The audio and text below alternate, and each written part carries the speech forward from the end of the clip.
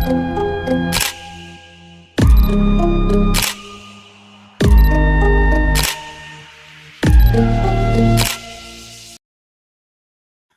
day guys, come here, welcome back to Langrisser M News from the future.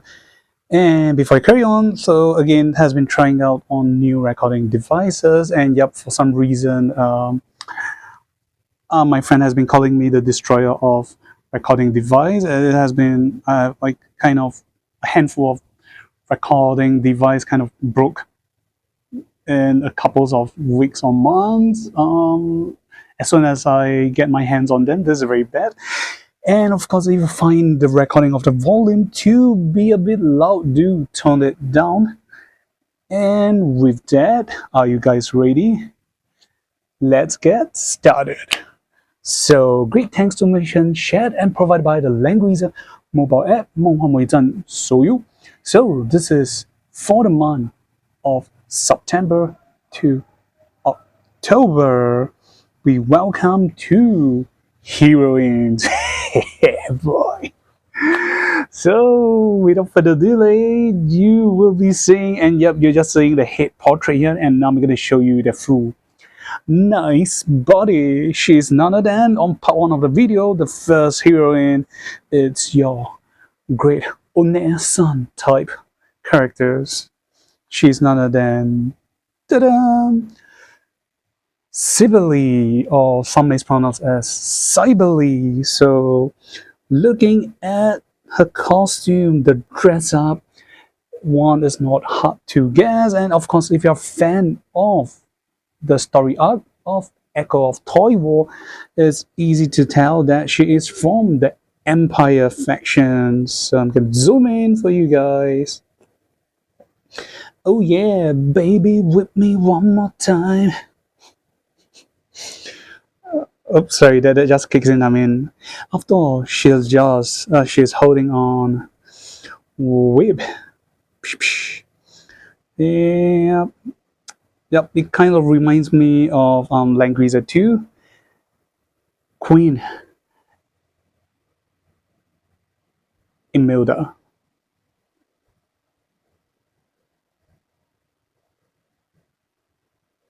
So okay. As usual, the design of salons, especially for ladies, the asymmetrical bottom dress up. Oh, this time the asymmetrical design goes up to the waist. Yum yum yum. Oh, high heel boots. So not just the whip, she seems an extra detachable chain surrounding, hiding beneath or the back of the cloth on her shoulder armor. So I believe there's an additional weapons, but something is missing in these pictures because these two are not her main weapon. Her weapon is in fact, well, I'll let the cat out of box in a while. So first off, let's check out whom her voice actress is. So she's voiced by Sentian Murame, and if you find this name familiar, yep, her name pronunciation is known as Hitomi Nabatame-san. So for some of the recent year works on the anime, she does the following characters. On the left, it's White Album 2, one of the, I presume is a female leading characters, which I am not familiar with, but on the right is Marjorie Dawn from Shakugan no Shana. However, personally, I know her more as the following two characters. One is from Titan Company, which is also the company who make Fate Stay Night. It's kind of like the prequel of the universe story that is from the game or the anime Lunar Legend, aka Tsukihime. She voiced as the female leading characters Arukue Brainstein. Bronstein. Yep. And the second, perhaps it will be more well known amongst games or anime player watchers and players, is from this itchy anime known as Ikito-san, and she voiced as one of these famous characters known as Kanu Uncho. Yep, she's the lady reincarnation of Guan Yu Yuntang. And of course, another anime that you guys might be familiar with is Nia from Data Life. Yep. Okay, on the left, the anime White Album 2, the character she voices is Kazusa Toma. Yep. So, as usual, we'll go through a quick backstories, and the video is split into three parts. Part 1, intro of characters. Part 2, if there is any further additional follow-up on the backstories, we'll go through them, followed by the talent, skills, 3C. Then part 3, the pros and cons, and how the effect works. So, okay, we'll let the cat out of the bag since I'll be talking about her backstory. So her true weapon is not what we see at the character design here. I presume Zilong might be lazy this time around that they did not draw an additional characters which she will be summoning or receiving in her battle, assisting her. That it's a subspecies dragon. But in my context, I'm just call it just a dinosaur bells. Yep, she literally will summon a character that, despite the name, is known as Yalong, which is demi dragons, but actually just I'm not sure. Should I call it a velociraptor? But yep, it's a raptor looking like dragon. It's not even a T-Rex. It's just a raptor. So yep. So hopefully we will be able to see how the raptors look like later on. So here we go about backstories. So from line to line.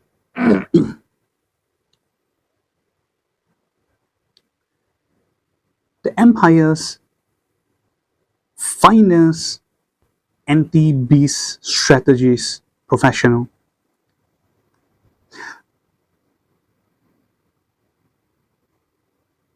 A general that rebirthed within flesh, blood, and betrayal. She had enough of hypocrisy and conspiracy among humans. Even though she has done great achievement for the Empire Kingdom, she has never covered up her feeling of contempt against the Empire and humans. So compared to humans, instead, she would love the innocent beast kind more.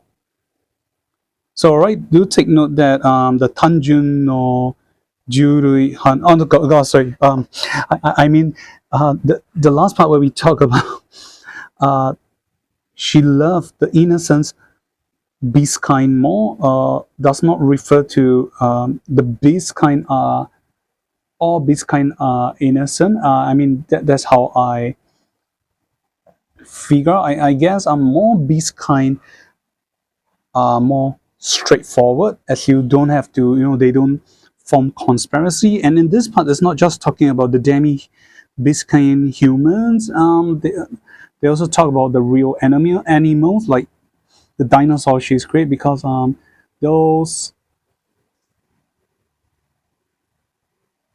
beast kinds they kind of like work based on perhaps their feeling or instincts. They are more straightforward. So as mentioned early on, she feels there's too much conspiracy and hypocrisy amongst humans, so not too much reason has been exposed yet on why she hates humans. Perhaps we'll only be able to find out when we do her Gate of Fate, or perhaps towards the later end of the stories, because one sad truth is that high chance I will be skipping off the banner because I gotta save up tickets for LLR, Sonia, and SP Yuria soon. Like I say, I really like these characters. The gimmick is nice. Then before I go to the voice pack, let's go through a relationship. So this is a relationship with Emperor Tyrantale. So let's see his evaluations or speech towards her. So okay, it's as follows. Cybele has done great success and achievement during the battle against beasts.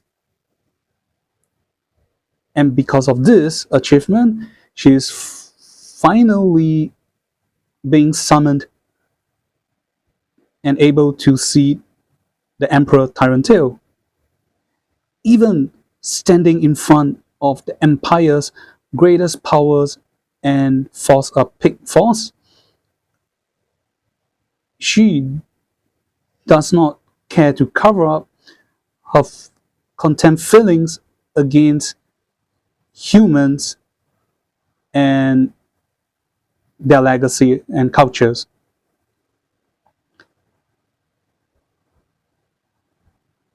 The brilliance emitting out from Cybele has not caused fear and irritations, but instead has been appraised and forgive by the emperor himself. And because of this, he even personally rise her in ranks and send her up to the mountains to assist the empire in their important battle operations. So okay, these are descriptions, and before I go to his actual speech, so I'm gonna take out a few. I believe there is a few things that after reading directly, it seems some of the words, either it might be some wrong iterations, or they might have forget to put a word or two. So first of all, it says Cybele assists and done great achievement in the battle against the beast. I'm gonna presume instead of the beast, it should be during the beast type. There is this things we keep mentioning or talk about the beast type during the arc for Tyrantale, Andrew, and Patricia. So apparently the word beast type has been left out. I believe there's no other beasts they are fighting aside the beast type at their volcanic terrain or empire area. And next is like rising her in rank and personally send her to the mountains, okay, the area of mountains. So I'm going to presume the area of mountains that they mention here, because they say Chinsan, so it's not just more than one mountain, it's a group of mountains.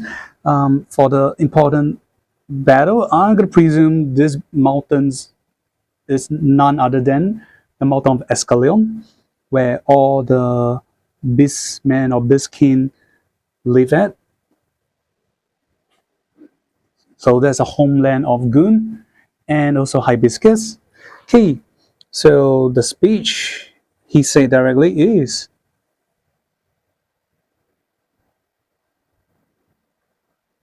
with this strength, you do have the qualifications to judge the empire. Cybele, I acknowledge you. So this is like one of the greatest, if not the greatest appraisal from a king of the kingdom, or should I say a person with the greatest form of power, strategy, and pick of a country that is a king tarantel for this country. Not to mention she has, as mentioned, that she has been a person who kind of judge human. She has contempt feelings against humanity. So you do this in front of any kingdom's king, I think you're not going to get off their life. So kudos to Cybele.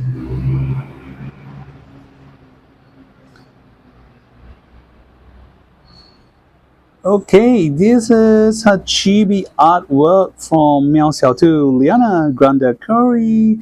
And this time they do write a small speech. Did I miss it previously? Yep, it is kind of, yep, chibi sexy.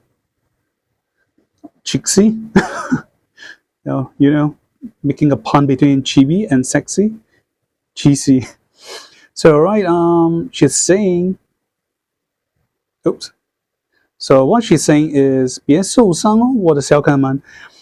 Don't get hurt, my cute little ones. And yep, definitely not talking about humans. It's talking about her raptors or dinosaurs.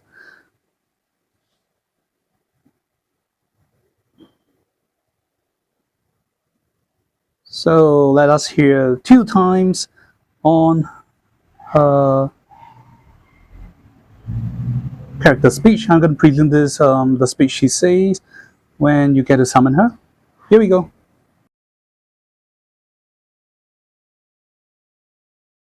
他人の評価なんてどうでもいいけど、私は仕事とプライベートの区別くらいはつけているわ。軍の中では、私の趣味を完璧に隠してきた。何がおかしいのよ。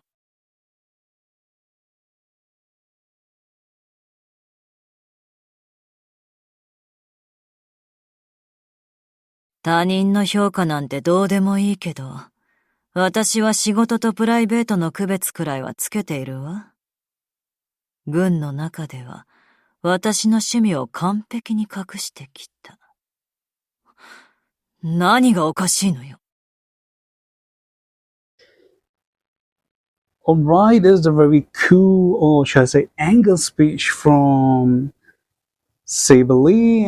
I was expecting some more sexy big sister speech, but whoa, this sounds more like an anger speech than her summoning speech, I presume. So let's go do a translations on what she's saying. So we're gonna go line by line. The first line is before the dot. So first off, she's saying, even though other views towards me are meaningless, but I'm still able to differentiate between life and work. So that's the first line. So moving on to the second line, is which sounds a little bit more aggressive. We'll find out why. So the second line, she says,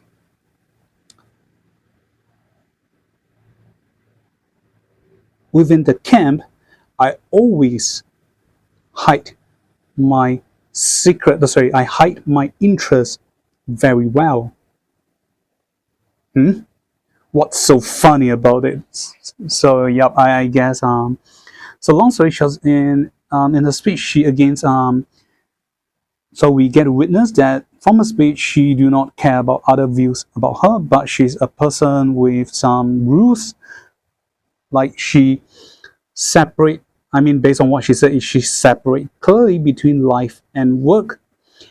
And in her camp, she do hide out her interest very well. And she get a bit pissed off about what's so funny. So you can just imagine that perhaps her teammates in the camp are laughing at her. And this means that she has been very bad at hiding her interest. She's not hiding her interest as well as she thought. And that is having good and nice feelings towards non-human creatures, yep, or non-human beings. So okay, oh, I forgot. So apparently it says is Beastmaster. So her class already apparently exposed here. Whoever can read and understand Chinese. 驯兽师 or beast tamer. Sorry, she's not a beast master. It is known as a beast tamer.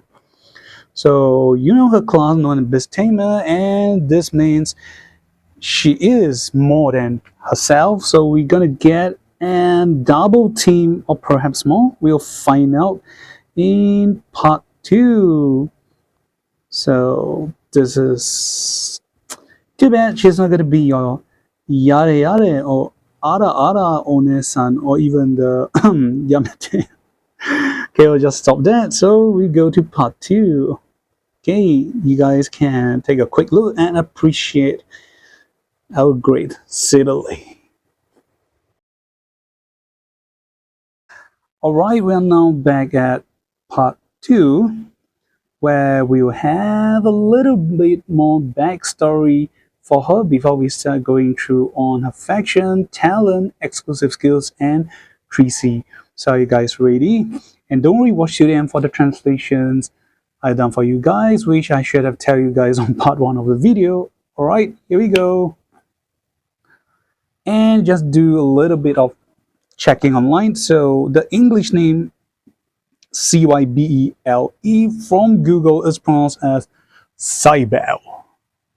But the Chinese writing, after you key in and you convert to the English version of the name, is pronounced as Cybele or Cybele, which I would prefer to go with Cybele because, well, it sounds nicer. Cybele sounds something more or less coming out from Cyberpunk 2077.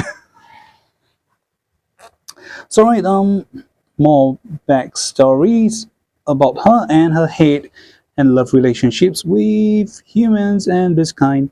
So right, here we go. She's the finest battle strategies from the August Empire against Beast or Beast War. Unruly, yet providing great achievements in battle. She grew up from the lowest class ever since she is a kid, and struggled as she grew up. And because of this reason, she has always been excluded out by others or bullied by others. But yet, she has formed a deep bond with Wild Beast. During the Beast-Tide invasion, she has been betrayed by her comrades, and they push her into the Beast-Tide. At that time, the only one that willing to sacrifice its life and try to save her is none other than the Earth Dragon that she has attend to or take care of during the time. And ever since this incident, she has cut off all trust against humankind. She's a human being who hates human beings, yet saw loyalty towards the empire, and then giving cold eyes towards every human, but put all her true heart and care onto this kind. A person truly of contradictions and arrogant in one. And this has made her important figures or important general characters by the king. And this has become one of the unsolved mystery among others for this reason. So okay, well, very long lines of words and a lot of unfamiliar words being used here, so it kind of like started a bit. But quick summarization is like on first part, she's one of the best of finest war strategies from the August Empire when it comes to fighting against beastkind. Okay, so why she hate human is she grew up in the lowest class of the empire. Perhaps like in normal story, we talk about characters living from places like the slum, which is the lowest of the class, and struggle to grow up into, for some reason, into such a very well fine lady without any scars, etc. And she has frequently been outcast by others, but she formed great bonds with wild beasts. And during the beast type invasions, perhaps while fighting or fending off against a beast type, she has been pushed in.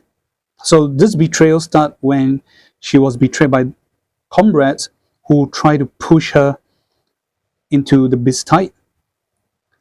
And it is when she almost died, it is only then that the earth dragon that she once took care of willing to sacrifice his life to try and save her. So through this incident, she cut off all trust towards humans.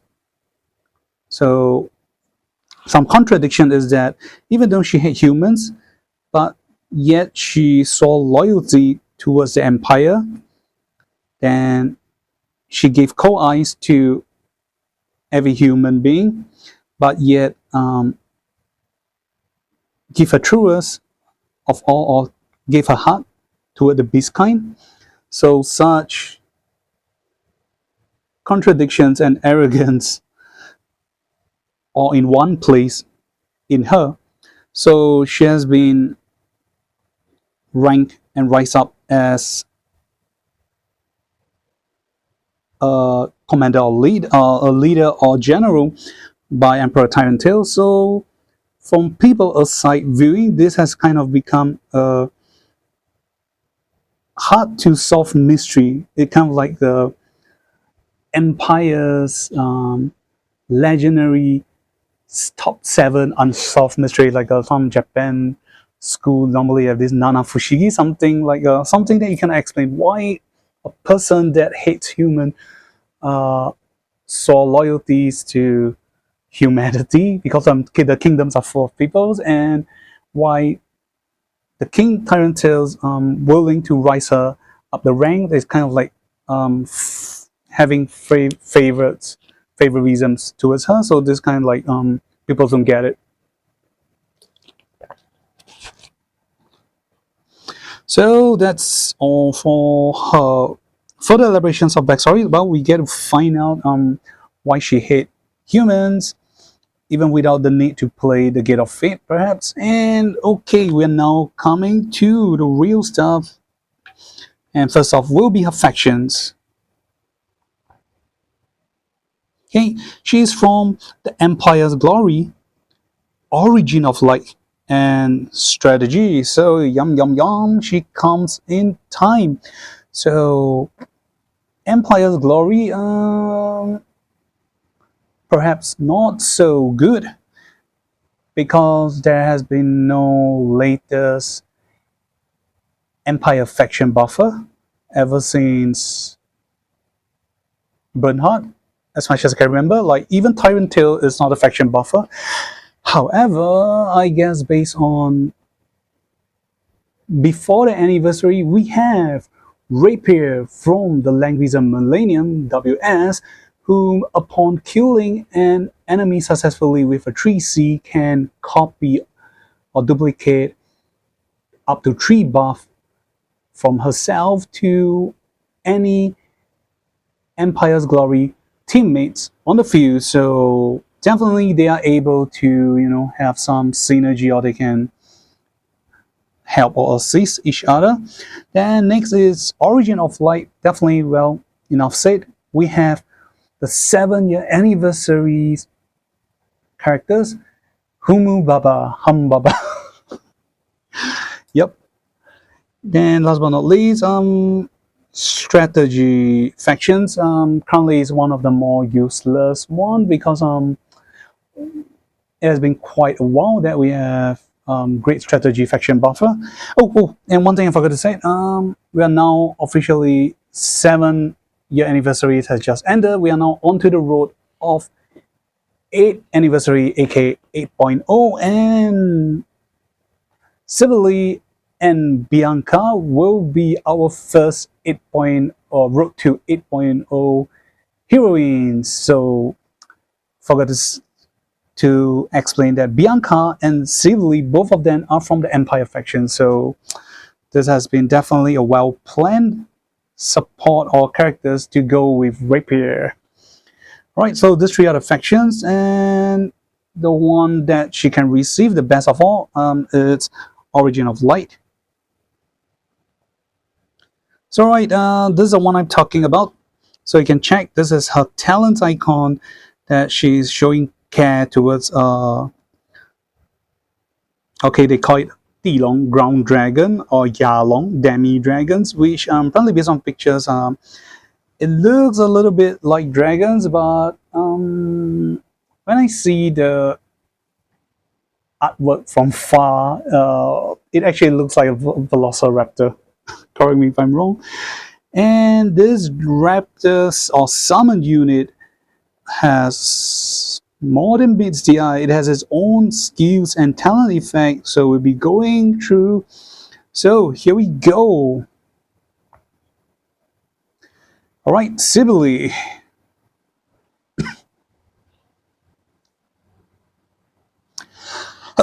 Sorry.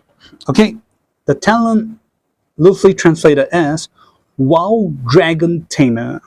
The effect are as follow. Number 1, increase attack defense by 25%. At the start of the battle, summon a Battle Claw Wind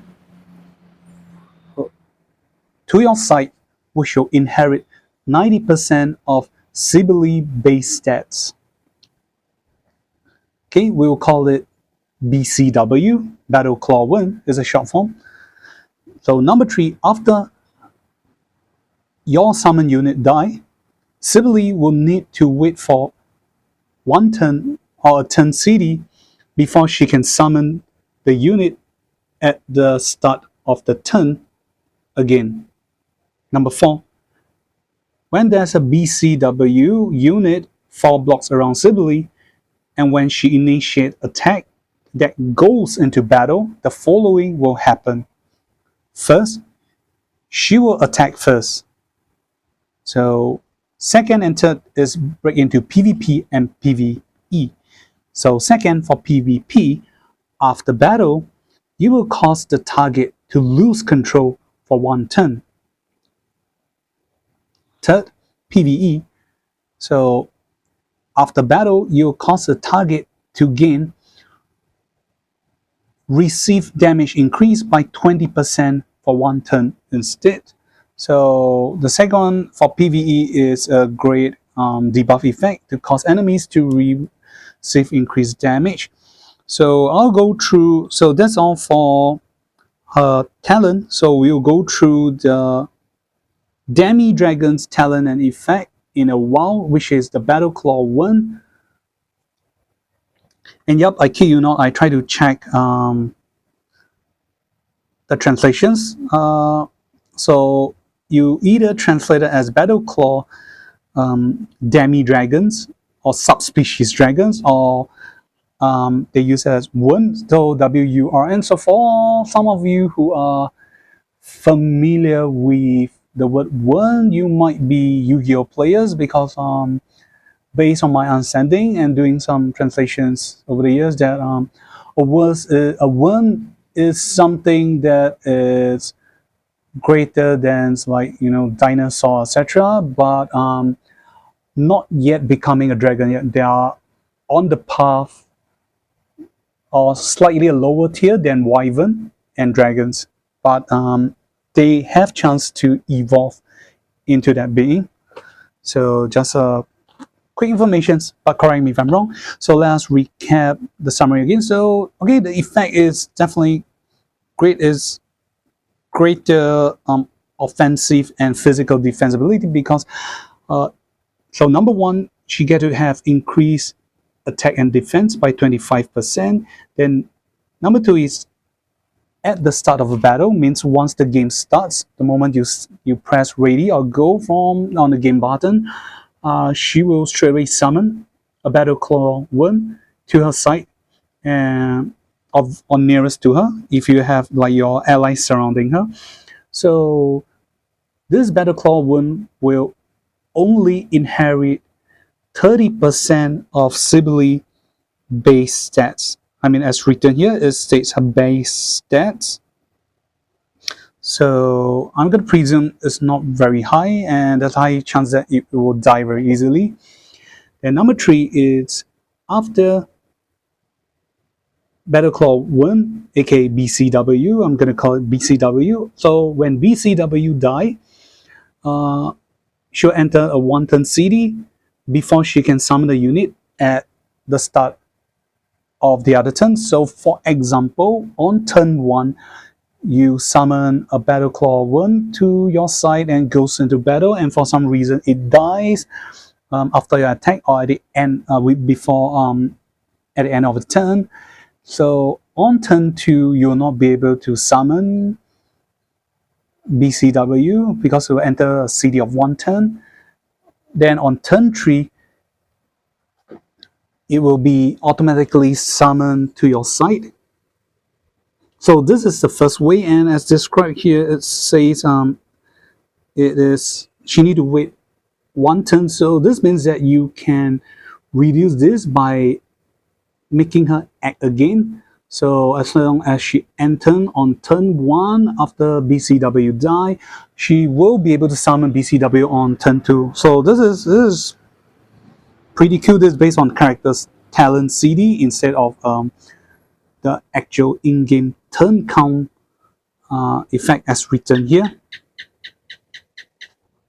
And the fourth, which is one of the best, is if BCW is 4 blocks around Cybele's range, when she initiates attack that goes into battle.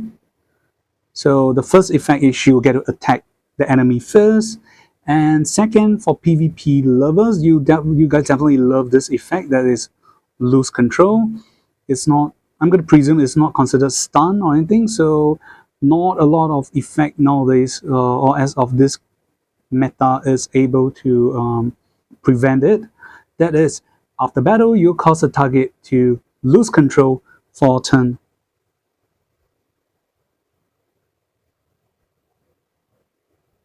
I presume you can dispel this effect. Then for PvE, the enemy will not lose control, but instead they will have this debuff effect, which is they'll receive damage increase by 20%. So this is pretty cool. I mean, for something that can differentiate between PvP and PvE. It don't just stop at only effect for PvP, but nothing for PvE. So that's not too bad. Alright, now we are coming to Battle Claw 1's effect. Battle Claw 1, or well, you can translate it as Battle Claw subspecies dragons or Battle Claw demi dragons stats and effect. So okay, this time around, along as being more specific here, they are writing down the class. So this summon class is dragon. The movement pattern type is wild battle. This means they treat every possible terrain as flatland, and its mobility is 5 blocks. The talent is translated as hunting instinct. Okay, this is its talent, and the effect as follows. Number 1, it is treated from the faction unit of Empire's Glory, Origins of Light, and Strategy. Number 2, when its summoner is 4 blocks near it and it initiates attack into battle, the following will happen. First, enemy cannot counterattack. Second, After battle, recover both the summoner and itself 20% of the damage due to the target enemy. So right, this is the talent effect of Battle Claw 1, which is pretty good. This means that it even written as is treated as the Empire's Gari, Origin of Light, and Strategy Master unit. So this means it should be able to take in faction buff effect from the following tree, which is pretty cool. This means it can gain the buff and stats effect. And followed by if it's 4 blocks near Cybele when it initiate attack. This is definitely one of the great effect that ensures its survivability, I'll say it. That is when Cybele is 4 blocks within its range while it initiate attack into battle, enemies cannot counter-attack. If enemies is not able to counter-attack, this means it will not die, which is pretty cool unless they try to AoE it. Then second is, after the battle, you get to recover both Cybele and its HP based on 20% of the damage you do to the target enemy. And this is pretty cool, but do take note, this is only happening when you're using BCW to attack. So this excludes Cybele. They do not share this effect. Okay, exclusive skill 1 for BCW is Master Calling. It's a 1C skill, a CD, range, and AoE type unknown. It is a passive skills only. The effect are as follows. Number 1, after using skills to go into battle, the summoner will go into the battle with the enemy once. Number 2, after battle, reduce all the skill CD by 1 turn. So right, I believe this is a new, so that's all only 2 effects, and I believe this is a new gaming gimmick given by Zilong towards summoner units. So what, based on my understanding, is when you use offensive skills that goes into battle from BCW, the summoner will go into battle with the enemy once. So it means so we'll find out on part 3 more, but based on the context here, my understanding is BCW will attack enemy once and Cybele will attack the enemy once. Then second is after battle, reduce all its skill CD, whether it's no matter which type, as long as it's a skill, it will reduce its CD by 1, which is pretty cool.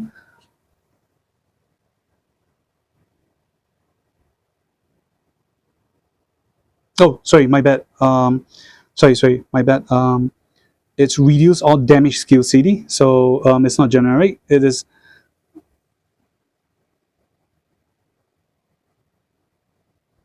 My bad. Wrong translations. So corrections. It's. Let me correct. Let me rephrase it again. The whole effect. So number 1 is after using skills to go into battle, the summoner will go into battle with the enemy once. And second is after battle, reduce all damage skill CD by 1 turn. So okay, too bad, only offensive skills. Then skill 2, it's RAM. And I'm going to presume is an existing skills that one of the existing skill effect. You can see that in from characters like Emmerich.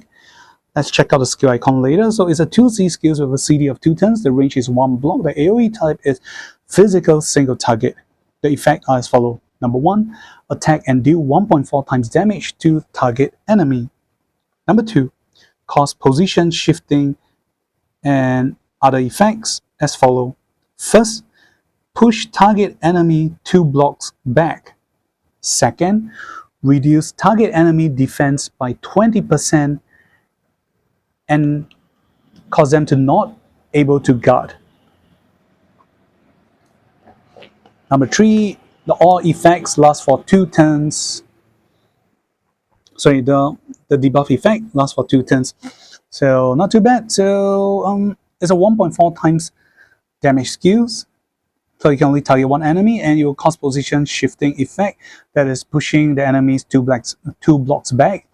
Then last but not least, you reduce the enemy's defense by 20%, and the enemies will not be able to guard, and the effect lasts for 2 turns. This is pretty cool, or better synergy with these skills, because based on the skill 1, Master Calling is after using skills that goes into battle, the summoner will goes into battle with the enemy once. If there is a battling order, that is BCW attack first followed by Cybele, this means that BCW will not only push back enemy, but at the same time cause them to have the main point of reducing the enemy defense by 20%. So this means that when Cybele attack the enemy once, as if it's a follow-up attack, this means she will do a higher, if not a greater damage against the enemy, because they have 20% defense down, which I definitely nowadays not a lot of heroes or players will bring defensive skills against such effects other than items. Okay, then number 3, Emergency 8 is a 2C skill, the CD 2 turns, the range is 4 blocks, the AoE type is single target, the effect are as follow. Number 1, target an ally unit in range. So you will teleport both the target and its summoner near it.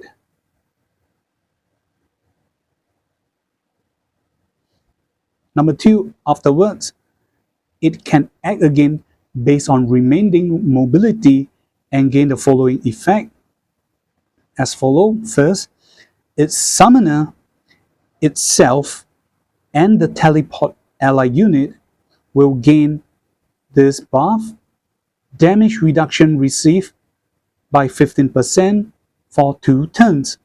Okay, so this is a pretty cool I'm not sure why it's not a support skill since it's not written here, but it's a very great, in my context, is a great support skill. So it's a skill that affect up to 3 units, including itself. So number 1 is you can target an ally unit in range, so the range is 4 blocks. So you teleport both the target and its summoner, which is Cybele, to a position that is near it. Followed by number 2 is after you use these skills, BCW can act again based on its remaining mobility and follow up by gaining additional effect. So let's talk about the act again first. So the act again is quite a lower tier act again effect, because you can only act again based on whichever remaining mobility you have. So no matter what, unless additional special buff, the mobility is only 5. Okay, there's no additional mobility add-on to it. So the additional following effect is after you cast the skills, its summoner Cybele itself and the teleport ally unit will gain this effect that give you damage reductions of 15% for 2 turns. So that's pretty cool from BCW, but the downside, aside from the skills, the greatest downside I'm going to presume is it will only gain 90% of her base stats. So my speculation is it by itself, it will not do a lot of damage against the enemies. Who knows, there might be other combo or things that I'll miss out, which we'll find out more in part 3 and during the demo play. Okay, moving on to exclusive skill 1 for Cybele herself. Okay, it is loosely translated as Raid Orders. It's a 1C skills with a CD of 4 turns. The range is 4 blocks. The AoE type is single target. The effect are as follow. Number 1, target an ally unit or enemy summon unit And the following will happen. First, teleport yourself and your own BCW unit to target location. Second, after teleportations, you can act again based on remaining mobility. Number 2, increase Cybele,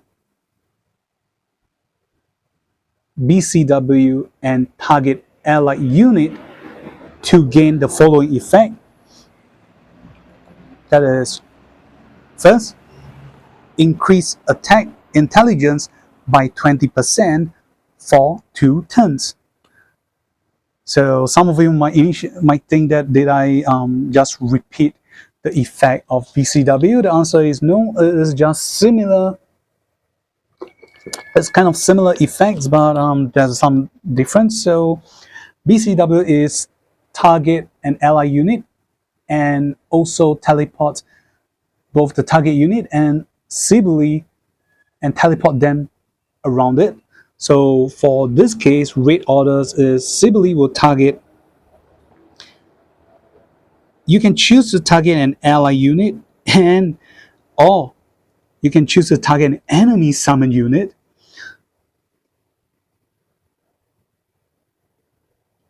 Okay, and afterwards you teleport Cybele, her own BCW unit,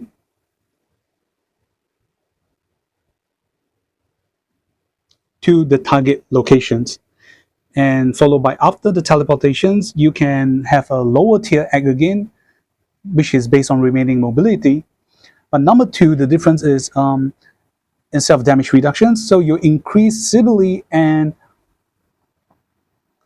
the her BCW unit and target ally unit to gain increased attack intelligence effect, buff effect by 20% for 2 turns.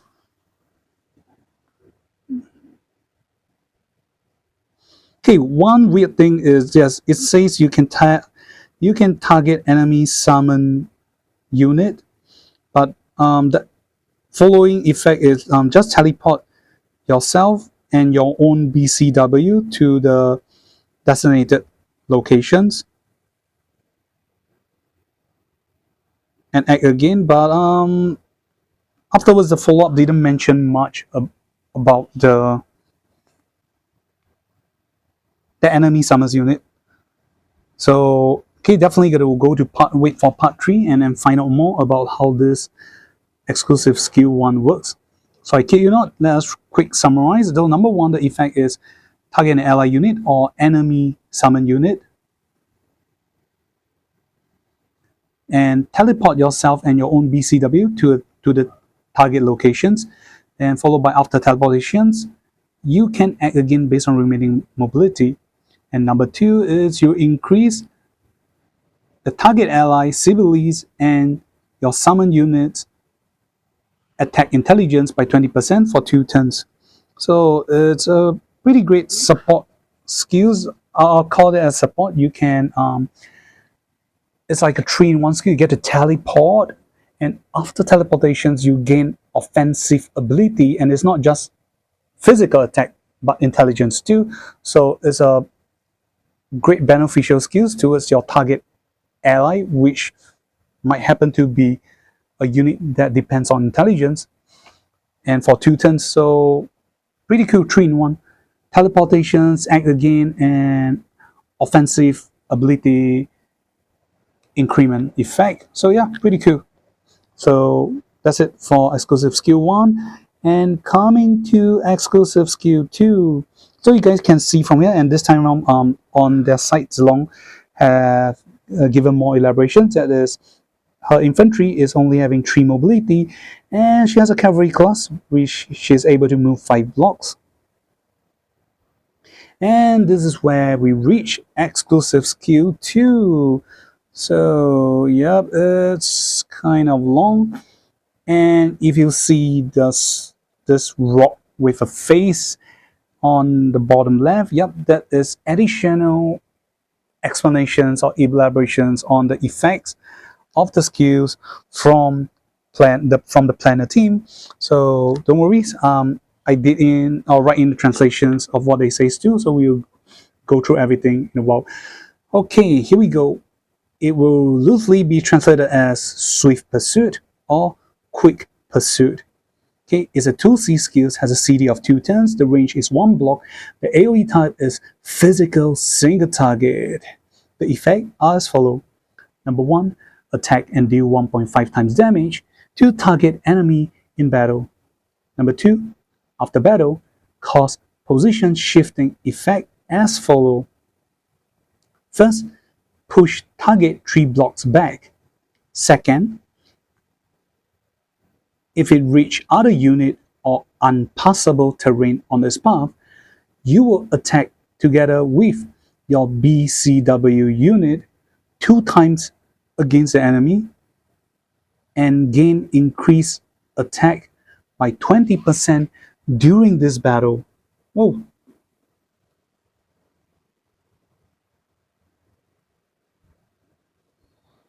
Okay, and that's it. Then followed by the info provided by the Stone Planner, that is the attack increasing effect by 20% only triggered when enemy got pushed back and got blocked by other units or unpassable terrain.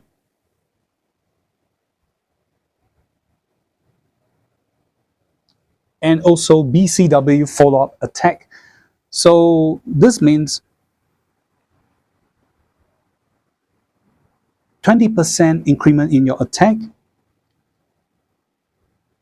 and your follow-up attack from your BCW unit only happen when the enemy you attack got pushed back and its path got blocked by other units or when they hit unpassable terrains.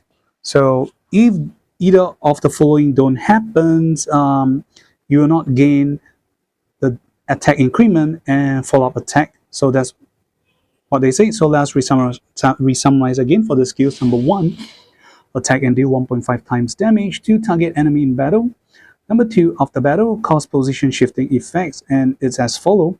So you'll push the target to up to 3 blocks back. Then second is if the target enemy unit reach other unit or hit unpassable terrain on its path, you will attack together with your BCW 2 times against the enemy and gain increased attack by 20% during this battle. So this attack increment effect and follow-up attack from VCW only triggers when enemy got pushed back and got blocked by other units or hit unpassable terrain. Okay, it did say 2 times battle attack, so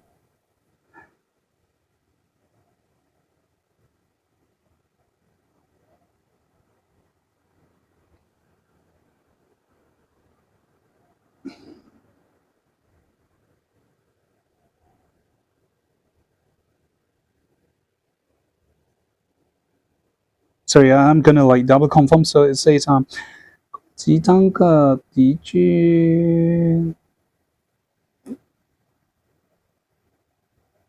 Oh, okay.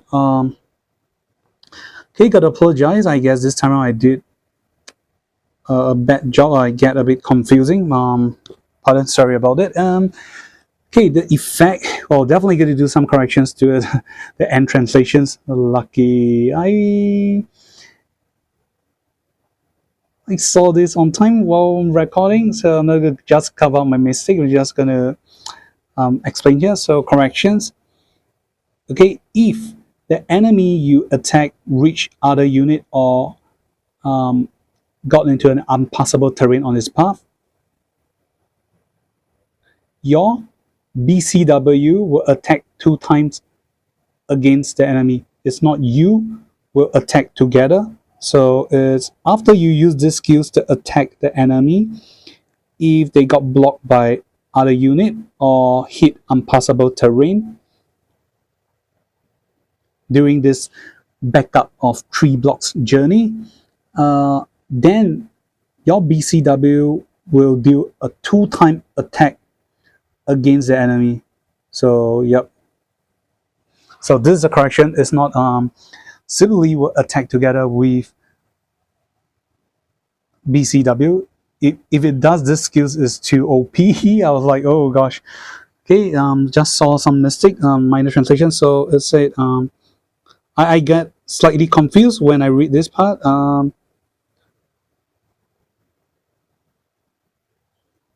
So for some reason I misread. It says 则自身召唤. It means your summoned BCW will attack 2 times in battle against the enemy. So apparently it's not you and your BCW, so it's like a separate attack. After you use this skill to attack, and if they got pushed back, they hit, knock onto something while being pushed back 3 blocks, or it hit an unpassable terrain, your BCW will do a 2 times follow-up attack against the enemy. And during this period, it will have its attack increased by 20%. So sorry about it. We'll do it. I'll do the corrections at the end.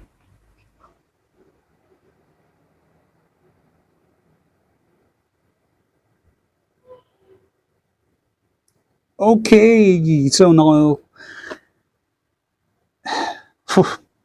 it is on the 3C, and this is the skill icon. So this is the one that upon first look, the way this BCW stands and holding his 2 hands, like it looks like the 2 front arms are so short, and standing on his 2 hind legs, the way it stands really give me the Velociraptor looks. So I always call it even addressing it in Chinese version, we just call it dinosaur or Shinmenlong or Velociraptor.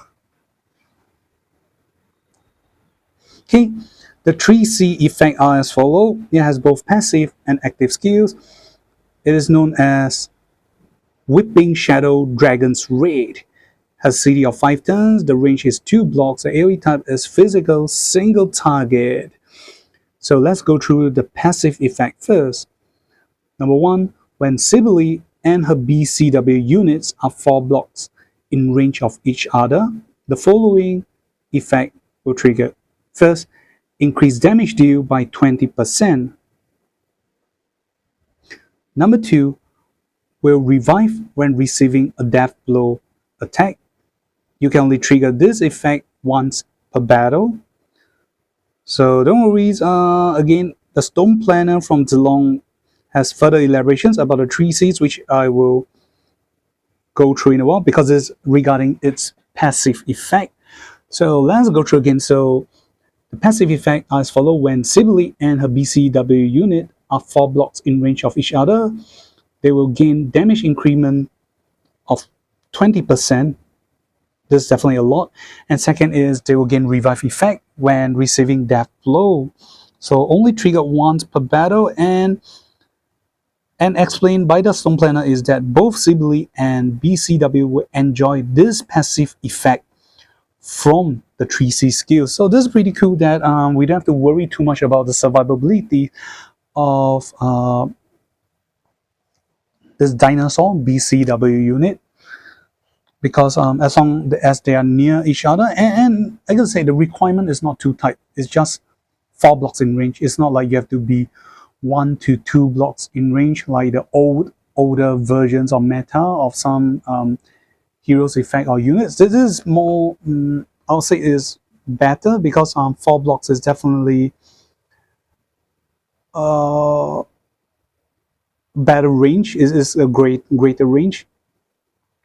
Okay, so they will both enjoy damage increment and revive effect as long as they stay near each other. That's pretty cool.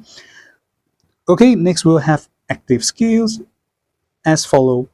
Number 1, attack and deal 1.7 times damage to target enemy. Number 2, dispel 3 buff from the enemy before battle. Number 3, close combat soldiers you bring will attack together. Number 4, after battle for 2 turns, the following effect will happen, which will based on PvP and PvE. For PvP, after battle, for 2 turns, you will cause the target enemy to lose its armor or cloth effect.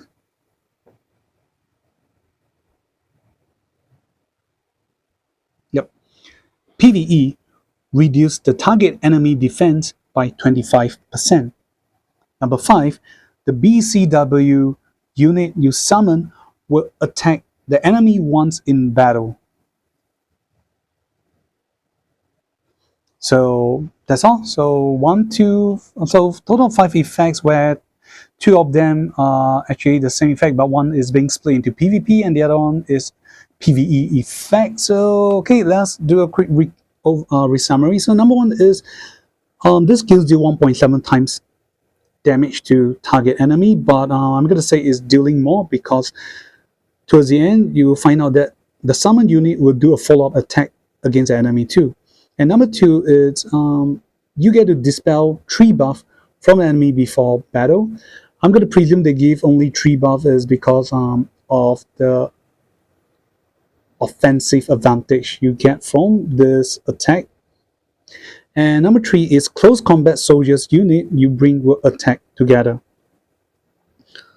So do note, it's not written here that you will ignore any penalty. So it just states close combat soldiers unit you bring will attack together. So until part 3, do any further clarifications. For now, I'm going to say that you'll need to take the penalty if your close combat soldiers attack range together, because this is a 2 block range skills. So you win some, you lose some. Number 4 is PvP effect first. So after battle, for 2 turns, you'll cause the enemy to lose its armor or cloth effect. So I'm splitting it because armor is for like normally infantry, cavalry, and lancer unit, where cloth will refers to demon, holy, and mage class. So they'll lose their armor effect. As stated here, I'm going to presume this time around Zilong is also slightly lazy. They didn't even bother to write except for the greatest HP value. So I'm going to presume it's still going to be retaining the greatest HP value. We'll find out more during part 3. And for PvE effect is after battle, for 2 turns, you'll reduce the target enemy defense by 25%, which is a lot. Number 5, last but not least, is BCW unit you had will attack the enemy once in battle. And I will say the skill is pretty cool and pretty strong. It did not really state, but I'm going to presume that no matter where you are on the field, even more than 4 blocks away, if you use these 3C skills or any other skills that will do follow-up attack with BCW, is no matter where you are when you use the skills, and if the skill states BCW you summon will attack the enemy once in battle, it's a global effect. So anywhere you're on a field more than 5 blocks away, if you use the skills, as long as the effect states, BCW should run from anywhere around the map to assist in a follow-up attack. And hopefully I'm right, and we will see more clarifications later on. So that's all for part 2. We'll now be going to part 3 to find out more pros and cons about Cybele. So again, every year, once or twice, we will have like a new summon unit where we will get to introduce new skills or mechanism, which is pretty cool. I'm gonna say that's good. There's a good news that Zilong has not given up or forget about summoner unit, which is a good thing. But what did you guys think? You can leave it down in the comment sections below. And with that, we end the sections of part 2 and going to part 3. Alright, we are now at part 3, where we'll be going through the pros and cons of Cybele. So before we carry on, a great thanks for mention chat and provided by the Langrisser Data Bank 梦幻伪战资料库 and let's get started. Okay, we get to understand more and also about unlocking Bond and how her skill works. And hopefully more, if not most of my guess about her gimmicks are right. Okay, something that you guys will definitely be more interested with is unlocking her Bond, her defense and offensive Bond, the 4th and 5th. So let's check out. Okay, that's pretty cool.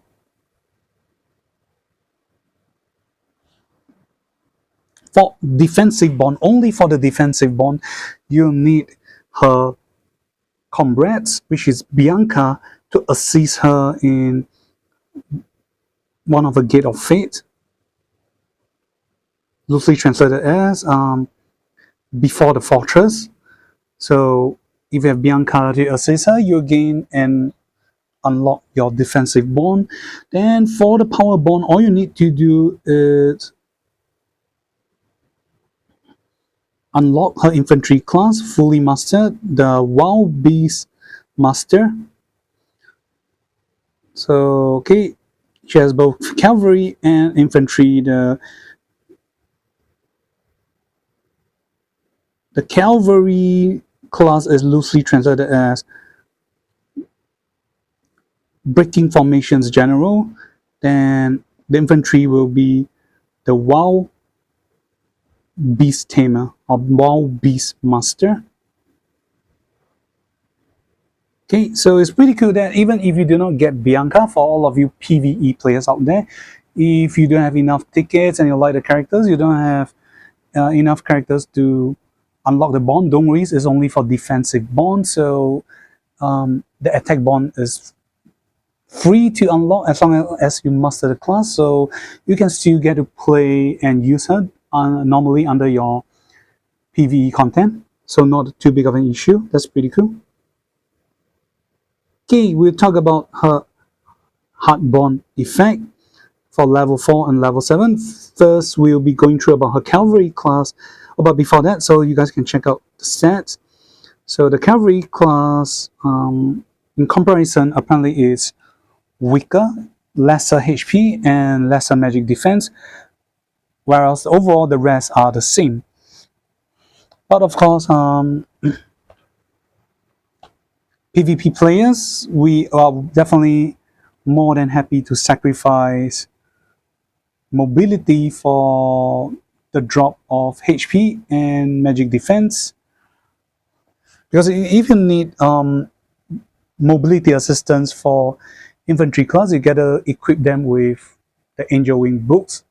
So this was sacrifice some forms of aid or assistance in your formations, and of course I'm talking about PvP only. Okay, back to the hard Bond. So we'll talk about the cavalry class first for level 4 to level 7. Level 4, when unit HP is higher than 80%, crit rate you receive will be reduced by 10%. Number 2, at level 7, when you initiate attack into battle, increase damage deal by 10%. Infantry class. Now level 4, when you initiate attack into battle, reduce damage taken by unit by 10%. Level 7, when unit HP is lower than 70%, when you go into battle, increase damage deal by 10%. Okay, apparently this time around I'm going to go with the cavalry. The cavalry provides a more generic effect that is the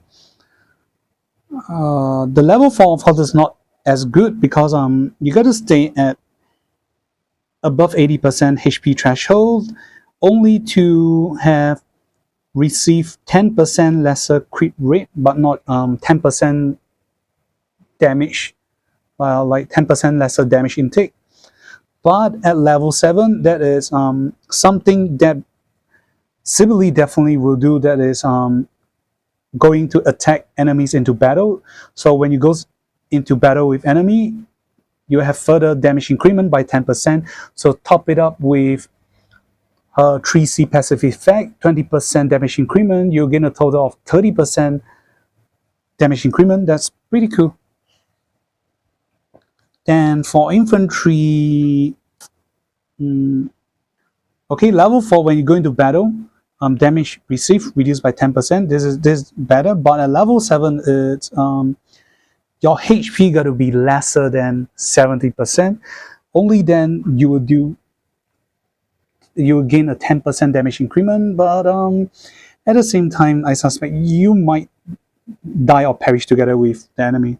I mean, even though she has a revive or resurrection effect, but it's best not to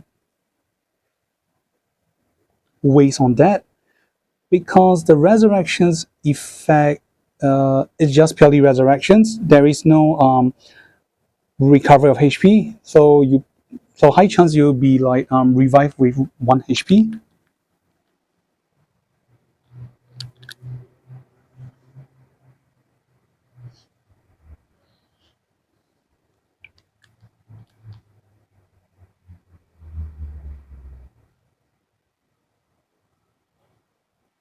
Oh my god. Okay, guys, for all of you who have watched till part 3, I thank you guys. So again, boo boo boo on Zilong this time round. So apparently I kind of find it funny that the information provided directly from Zilong site states BCW will receive 90% of the summoner stats, which is very weak. But now this has been the like a last minute or sudden update again from the databank, that is BCW will instead gain 100%, 120% of Cybele's base stats. So it's not 90%, but 120%. So this is make much fair, because apparently it seems that the summon unit will not inherit equipment effects too. So if you give 90% of a stat, it will be very weak. And another effect, so you guys do take note the highlighted part. Another part is for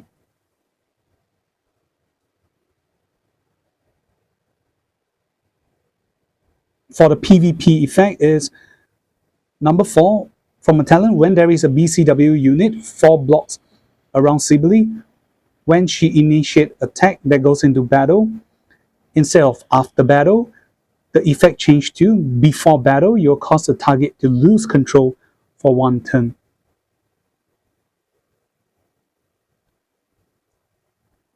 Oh my god, this, oh, I gotta give thumbs down to Zilong. It has been like after 7 years, and this time around they're not doing that well this time around for the past few months.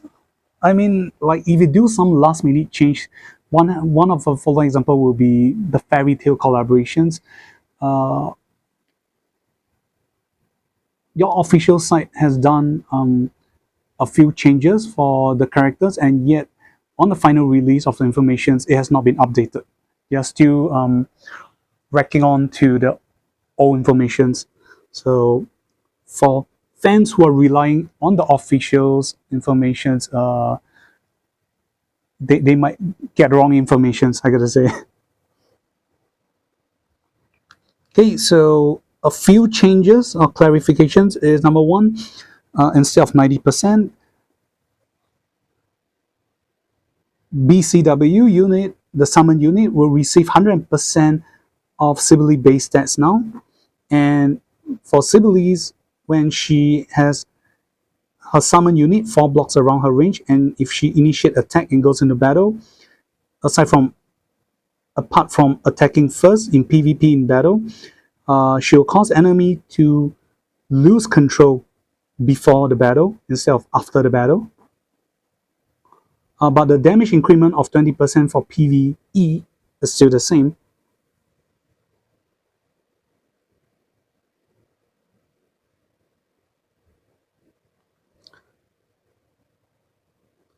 Okay, this is some of the changes and follow-up and following. So now following, we'll be talking about pros and cons and clarifications on the especially BCW units effects and especially stats.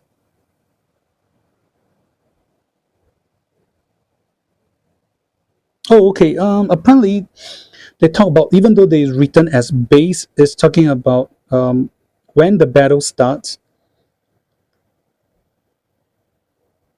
you will have the stats gain 120%, which is the white wording plus the green wording your character had when you went to the hero screen while preparing them on the hero screen sections. You'll see like after you do your enchantment and stuff, and also your mastery plus your PvP mastery. So they will gain all these stats. So for a rank 6 Cybele summon, so if you are BCW unit from a rank 6 Cybele, and upon receiving attack buff, your stats, your offensive stats, there's a chance to reach 2000 plus in attack. Okay, however, some things to take note is that BCW will not receive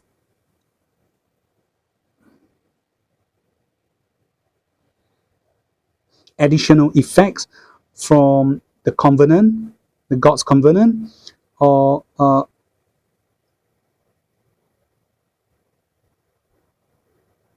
additional attack defense stats buff,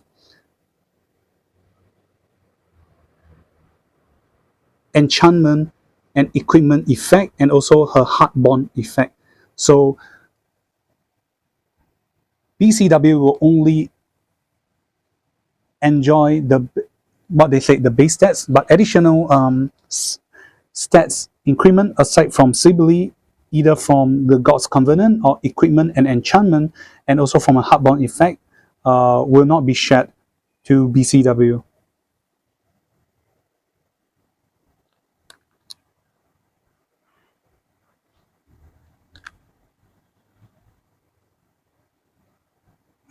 Okay, then talking about the resummoning of BCW unit after death. So at rank 6, so upon death,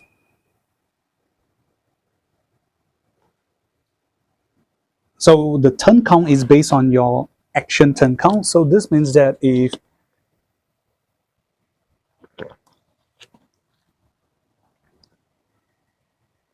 it's during your turn, let's say you Cybele use her summon unit to attack first, and for some reason the summon unit die, so the CD will kicks in, and if Cybele enter, this thing will be reset, or if after she attack and followed by the death of the summon unit, if you get another character to act again, let her act again, and then enter again, the following turn she'll automatically be able to summon on turn 2, like the previous example I gave. On turn 2 she'll be able to summon the BCW. So this is a very short interval if you have some act again things to go with. Okay, yeah, we will see in this following clip as an example. So this is a normal situation, that is if on first turn you summon it, and then it dies. So on turn 2, you got to wait, and then on turn 3, you'll summon it again. So these are once per turn effect.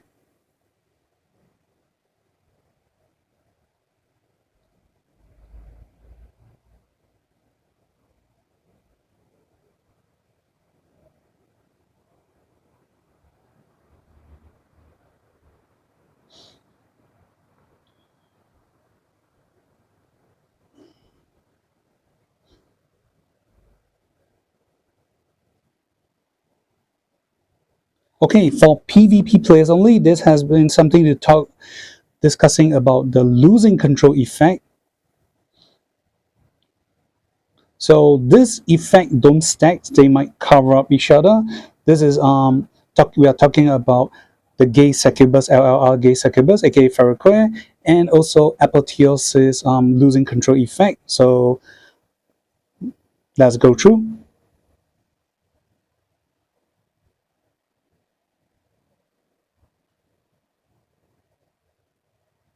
Okay, Cybele with against apotheosis, the lose control effect, they will cover up each other. They cannot coexist. Only one can exist at a time. So the one that got cast later on will cover up the first skill. So the later lose control effect will kick in and cover up the first effect. Okay, followed by gay succubus. So apparently, gay succubus losing control effect has a higher priority level. So gay succubus losing control effect will cover up Cybele's losing control effect. Even though Cybele attacked later, her lose control effect will not override gay succubus effect, and nothing will happen. So okay, we have come to the point where even losing control has priority and overwritten effect. This is, I'm not sure if it's a good or bad thing. Okay, I mean, this is a very good explanation because just in case the characters need their own losing control effects to kick in and happens in order for something else or combo or buff to triggers for themselves. So it's good that such detailed explanation is given here. Kudos to the players who do this. And these are a list of skills and effects she has. So the first three we got to look at are from. Oh, sorry, this is a talent and effect and skill chart or skill pictures from BCW Battle Claw 1. So you can see there's a passive icon. Then yep, the ramp, the blue color skills that she saw it with, I don't know, Leon. So only one is unique, the emergency 8. That is it's so-called of dragon or velociraptor icon.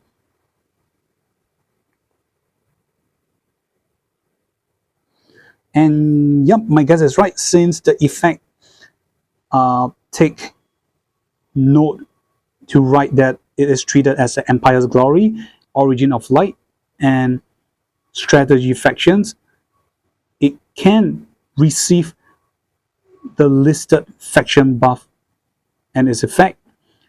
But do to take note that what is written here again is an error. It is written as Glory of Light. There's an error. It should be Empire's Glory, Origin of Light, and Strategy.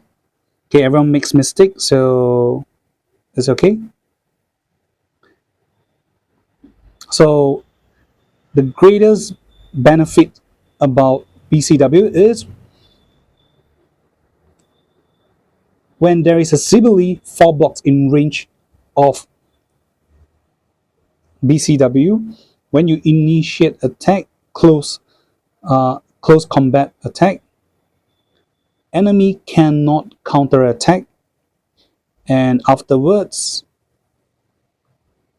Cybele and BCW can even recovery some HP.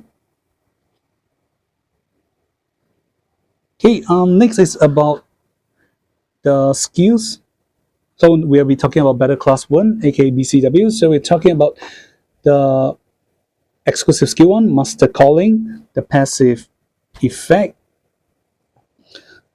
So it says when you use RAM, the second skill is skill 2, RAM to attack. It will ignore distance and it will summon, or you will let Cybele to go into battle at a very far distance. One thing you need to take note is once Cybele has been 4 blocks away, he has been out of the 4 blocks range of BCW, it will lose its revive effect and the enemy is not able to counter effect. So there's a high chance that it will die in counter attack. So things to take note.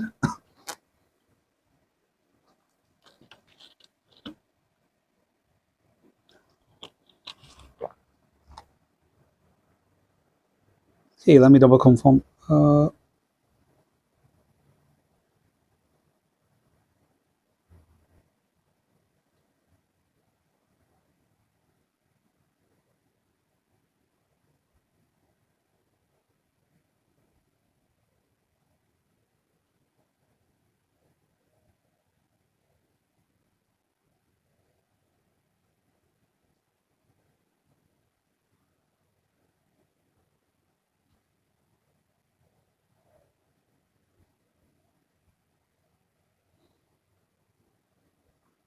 So sorry, I just want to be safe in doing some clarification. Sorry for the delay, but yep, just double confirm. So the passive skills, Master Calling, that after using skills to go into battle, the summoner will go into battle with the enemy once. So yep, and after battle, reduce all its damage skill CD by 1 turn. So okay, we'll be looking at the following video that shows that you can see that's before you can see that Cybele has been a very far distance.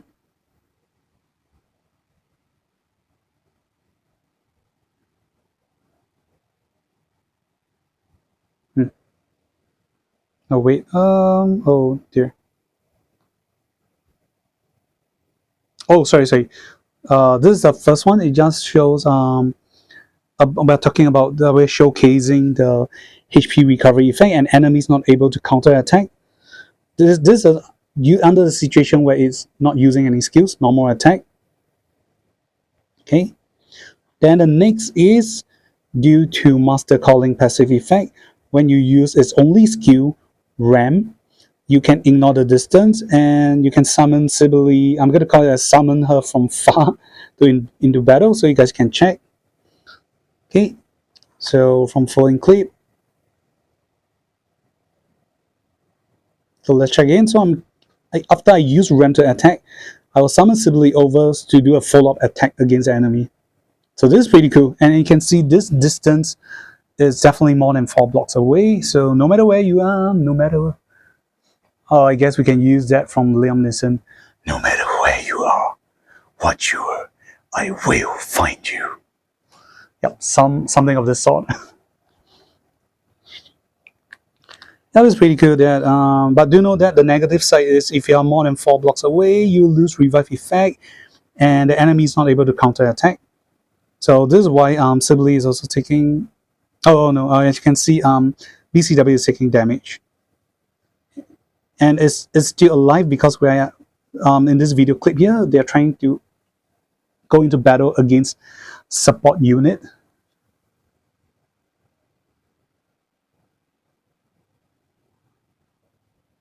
So emergency aid you can cast on. Now after using, you can cast on ally unit or itself. And after using, you teleport both Cybele and the target unit near itself. Then you can act again, but it's based on your remaining mobility and you add on to the damage reduction. So okay, we just check how it goes like in the clip.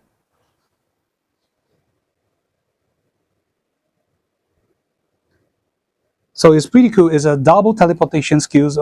Despite the effect says choose one target ally, so you can just skip Cybele as a target because she'll automatically be teleport together. So it's pretty cool. So overall, you get to teleport 2 target unit. And not only that, 3 of this unit will gain the damage reduction. So this is pretty cool.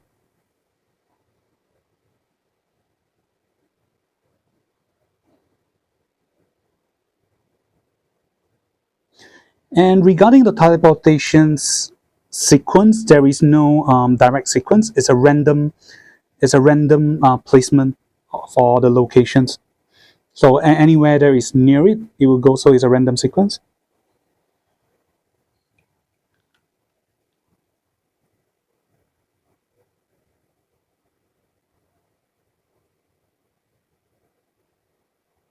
Okay, then this is all the skills that Cybele will have. And of course, we will find out more during the actual demo play.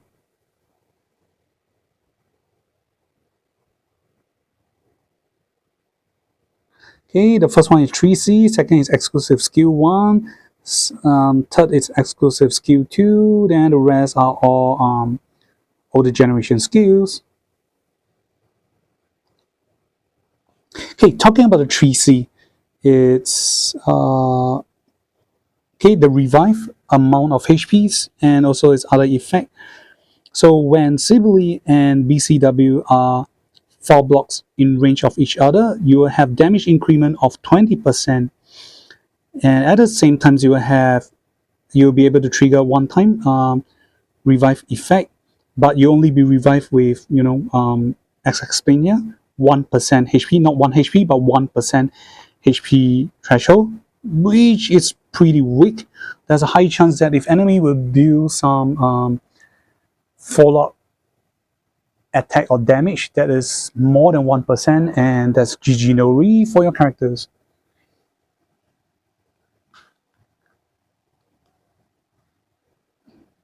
And followed by if the first summon BCW unit has been killed, the follow-up summon unit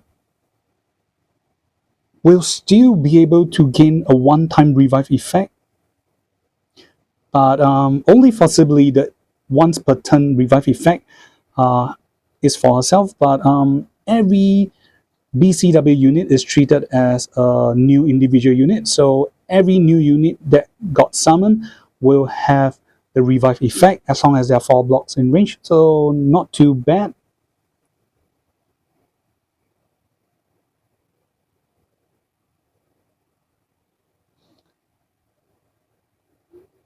Okay, another downside, so we're talking about the cons, about countering her revive effect is if under the situation where both Cybele and BCW do not have the revive effect or equipped with that, or are both equipped with the revive effect, if they are both hit by AoE skills that will kill them at the same time, neither of their revive effect will trigger. They will both die together. So definitely they are weak against characters like Virelia that can do a double AoE casting of skills, so they can easily be killed off in such a way. So only one should die at a time, and preferably is the summon unit, then Bianca. Sorry, then Cybele.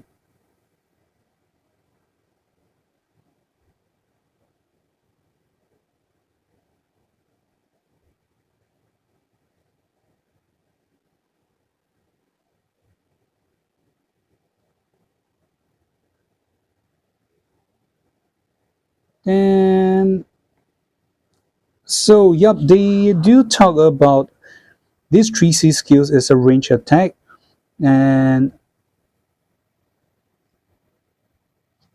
well, if you have your close combat soldiers unit, they will attack together, but I'm going to presume you will take in close combat penalty. If in fact, because they did not they did not clarify, and it's not stated that ignore the penalty, and it's also not explained from the data bank here. So I'm going to presume, yep, there's a downside to this 3C effect. Do take note. So if it's a close combat attacking with these skills, you need to take some penalty for your soldiers unit, which is not very cool. I guess you're doing it because afterwards your summon unit will do a one-time follow-up attack. So yeah, you give some, you take some, or you take some, you give some.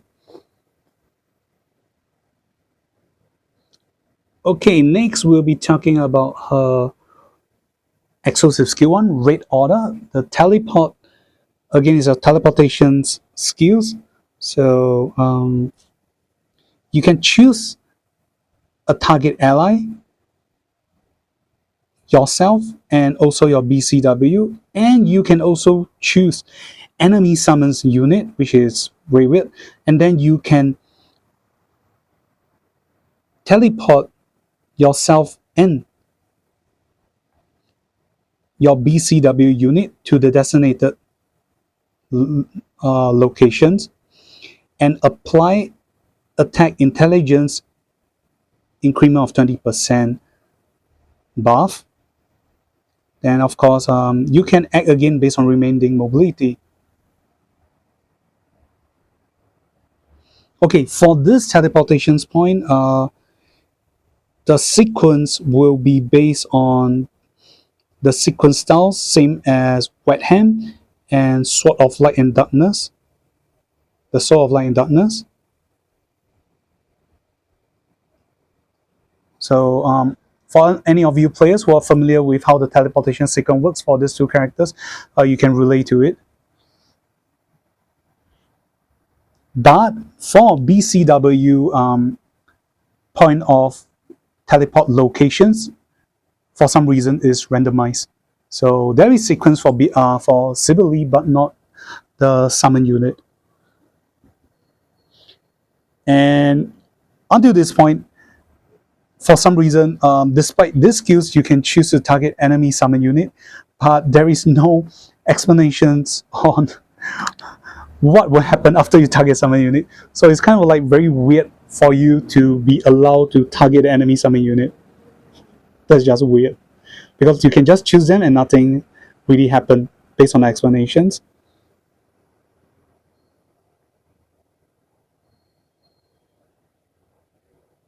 Okay, next is about exclusive skill 2, Swift Pursuit. Let's see if there are any explanations. Okay, not much, pretty straightforward. Is exactly the same as what I have gone through early on.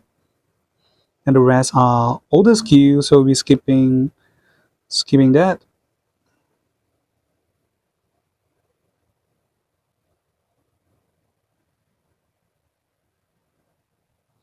Okay, the rest is talking about guide to using how equip with the skills, just such suggestions. So we'll be skipping that too.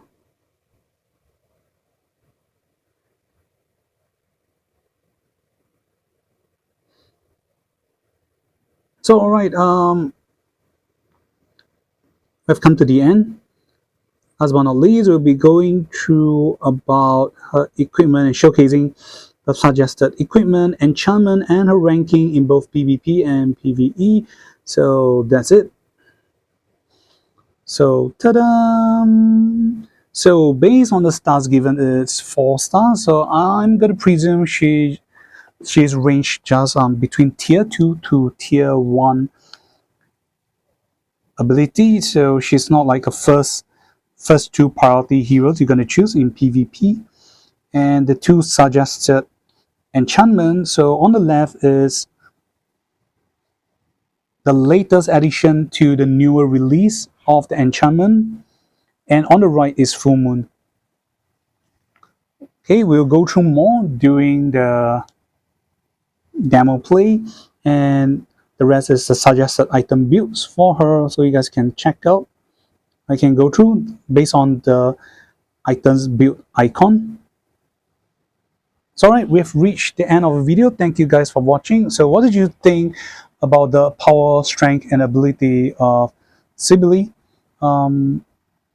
Personally, I've read some of the comment from players. What they suggest is apparently, sadly, is based on the justice within 1 month test play, they feel that she is still fairly weak. Both Cybele and her summon unit has very strong offensive abilities, but they die pretty easily. They are kind of paper. I mean, they are they can't really withstand incoming attack from enemies, and of course, especially the main weakness, as shown early on, is AOE. So there's a high chance that when being raided or spam with AOE attacks, there's a chance that they will just die. But of course, who knows, in upcoming future patch or newer item release or with exclusive item release, their strengths might be even better. So leave it down in the comment sections below on how you feel about Cybele. This is Kami. Thank you guys for watching, and we'll see you guys on part 2 featuring her comrades Bianca. Goodbye.